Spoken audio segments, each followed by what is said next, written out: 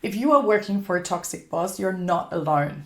A recent study has shown that 71% of Americans have reported that they are either currently experiencing a toxic boss or have experienced at least one toxic boss in the past.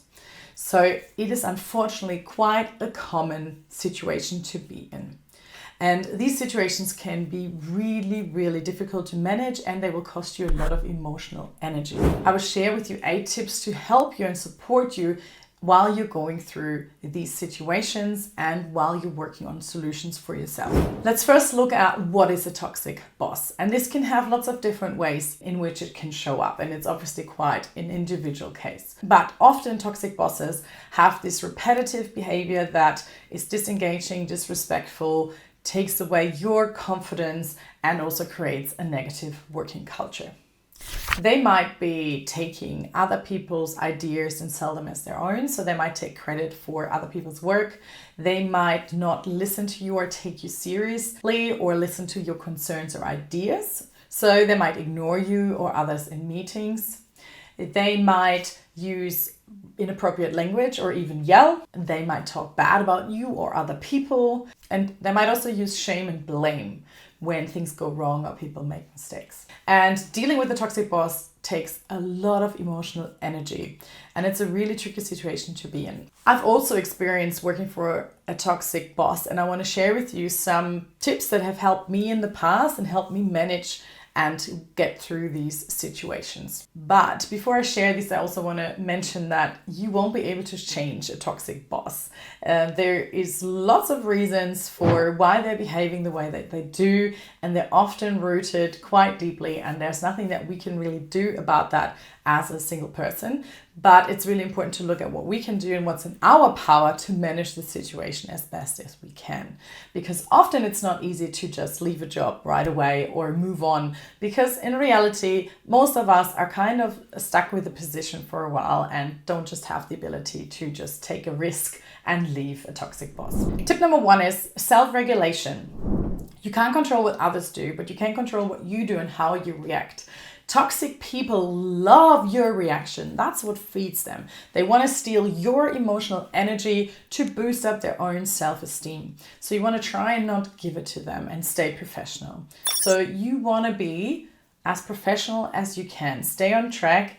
Just answer the questions that they've asked. Stay on task. Stay on content. And just be honest and clear. So you want to try and maintain emotionally safe distance. I know this is really hard, and it's not about letting them get away with it, but it's about setting up your protection, your barriers, your walls, so that they can't take more of your emotional energy. Tip number 2 is important. It's about documenting everything. When you're dealing with a toxic boss, you want to make sure that you take notes of all the interactions, things that you've said, things that they've said, things that you've agreed on. So this can be, on the one hand, that you discuss with them about expectations and goals that you have and the work that you do, so that you can always refer back to the notes that you've taken if they challenge you later on or if they try and twist your words. But also documenting everything is really important for one of the next steps when we think about whether sometimes we might want to escalate something or we want to report it somewhere, and you want to make sure that you have the evidence documented about the situations and what's been happening. So documenting everything somewhere in a safe place is really important. Tip number 3 is focus on your work. Try not to get distracted. As I said before, document expectations and goals, and then just make sure that you deliver what you were asked to do. Do a good job, because this will help you to also then figure out different solutions and figuring out a different way out of the situation by obtaining another job, for example. So try to do the best work that you can and just focus on your outcomes and your outputs. And I know this is not always easy, but you want to make sure that you set yourself up for success beyond this working arrangement. Tip number 4 is very important. It's to practice self-care. So as I said before, working for a toxic boss is emotionally draining, and it can be really hard on yourself. So it's even more important for you to have enough pockets of time where you can recharge, where you have people that you can trust, that you can talk to, where you do something that feels good for your soul, that you get enough rest, and that you can do something that feels good for you and you can recharge your batteries. So self-care is really, really important while we're in this situation. Because if somebody takes our emotional energy, we need to figure out a way to put it back in. So the last 4 tips were all about helping you in the moment, helping you interact with this toxic boss and with this working arrangement in the moment as it starts to happen. And now we're going a little bit more into the steps of what we can do to practice and figuring out ways out of it, or for us, easier ways to deal with it in the longer run. So tip number 5 is to get support by a mentor or a coach. Ideally someone outside of your organization, because you want someone that can help you to put perspective onto what's going on. Often toxic bosses get in your head and they get you to doubt yourself, to go in circles and figure out what you're doing wrong, the mistakes that you're doing, and creates these little voices in your head that even increases the self-doubt. So it can be so helpful to work with a coach or a mentor to help you get a distance from that and really starting to see the reality. You want someone to help you navigate your thoughts and become more clear on your options, and then also building up the confidence for the next steps that I'm going to mention and for communicating going forward. Tip number 6 is setting boundaries and voicing your concerns. So you want to prepare yourself for these conversations. And ideally you have someone that supports you in that, as I mentioned before. So you want to become clear on your boundaries, and you also want to start to give feedback to this toxic boss in a safe way, if you feel safe, of course. But you want to start to set your boundaries and say what is not okay, and refer back to these boundaries in a kind and polite and clear manner. So you want to communicate these boundaries, and then from time to time they might get challenged, and then you just gently want to push back and just reinstate your boundaries. Tip number 7 is around speaking to HR and understanding your rights.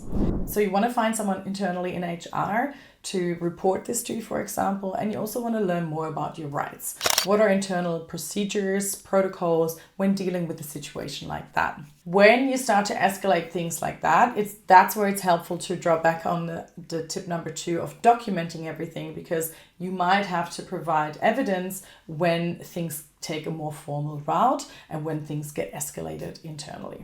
Tip number 8 is around exploring your options. And I know I said before that I understand it's not always easy to just leave a job.